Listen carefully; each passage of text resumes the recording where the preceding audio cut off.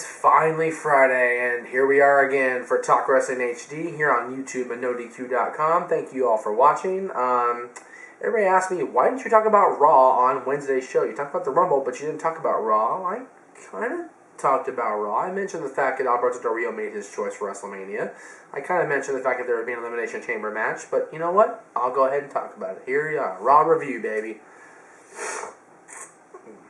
Sorry, guys. Allergies. I apologize again. Alberto Del Rio, of course, is going to challenge Edge for the World Heavyweight Championship. That was the opening segment of the show. Kicked off Raw. Not a big surprise. I figured he would challenge the SmackDown Championship. That way we can have the WWE Championship open for The Miz to face whoever. I personally thought The Miz would be put into the chamber, and that'd be the end of The Miz as WWE Champion. But now, after the end of the night, we'll see what happens with Raw. Santino and Vladimir defeated Husky and McGillicuddy, and Randy Orton came out and attacked the new Nexus. Basically, Orton was out for revenge because the Nexus distracted him at the Royal Rumble on Sunday and cost him the WWE Championship, at least Orton's eyes. So Orton slithered in there and went to go punt Husky, and Punk warned him, don't do it, and he only spurned Randy on, and Randy put Harris out indefinitely with a vicious punt to the head. Daniel Bryan. Oh, man. There was so much promise when they made him U.S. champion. There was even promise when they put the bells with him. But now Bryan's whole story is the love rectangle between he, the Bellas, and Gail Kim. Tyson Kidd somehow gets the U.S. title shot. I don't know how this happened after being a jobber the last few months. But, okay. And then Brie and Nikki attack Gail, and it's just gotten into another high school drama type thing. Another classic example of a diva who can wrestle being outclassed and outdone by two broads who have no better use than the guest show posse. The guest host posse.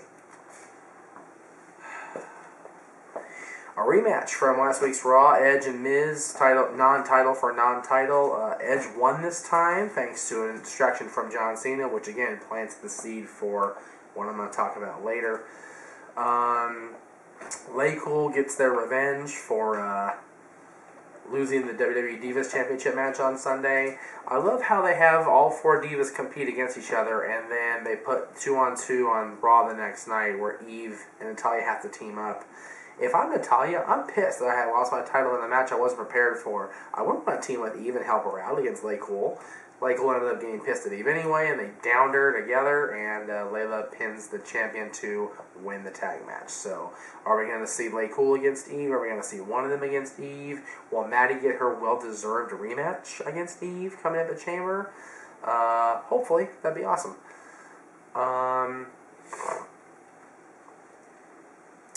Dance off. You had Mark Henry, Great Khali, two legit badasses, arguably. Usos, members of the Samoan family dynasty in wrestling. The general manager of Raw made his little thing go off and said it's going to be a dance-off. And somehow, Mark Henry and the Punjabi playboy himself, Great Khali, win a dance-off. Okay. Anyway. And then they made a Raw Rumble match to determine who would face Miz at the Elimination Chamber pay-per-view coming up in a couple weeks. And Jerry the King Lawler comes out on top, and he will face the Miz once again after almost defeating him in that TLC match. Were it not for Michael Cole, we would have Lawler's WWE Champion. You just never know. And the other 6 guys in that match, John Cena, King Sheamus, John Morrison, R-Truth, Randy Orton, and CM Punk, will be in an Elimination Chamber match to determine who will face Lawler or The Miz coming up at WrestleMania. And then we had the mysterious video, 2/21/11, which is the day after the Elimination Chamber pay-per-view. A mysterious man in the trench coat. Will the Undertaker finally return? Will Sting finally debut? That's the talk of the wrestling world right now. Is it Sting? Is it The Undertaker? Is it somebody else? Has Jericho once again reinvented himself? Is this another viral video at the hands of Chris Jericho? I personally would like to see Sting come in for a run. However, I think if they brought Sting in at this point, it would be anticlimactic only because Shawn Michaels is going to be the big name in the Hall of Fame. And for Sting to get put in the Hall of Fame this year under Shawn Michaels is not worthy of Sting's caliber. Sting is one of the all-time greats. He is the biggest legend to have never worked for Vince McMahon. And I think he deserves the marquee name in the Hall of Fame should he get it. It is in Atlanta where WWE used to run, so it isn't his old stomping grounds. I understand that, but now they've named Shawn Michaels as a Hall of Famer, so why have them share the spotlight as the two marquee talents? Sting should go in next year if it is Sting. But again, this is Vince's way of thinking. So maybe they'll put them both. What do you guys think? Next show, Monday. We'll talk about Impact. We'll talk about SmackDown. And so much more. And don't forget to subscribe. Tell your friends. Tell your family. Tell your neighbors. Tell your kids. Well, don't tell your kids because your kids shouldn't watch the show. The show is full of vulgarity and obscene behavior and a very fat man with red hair.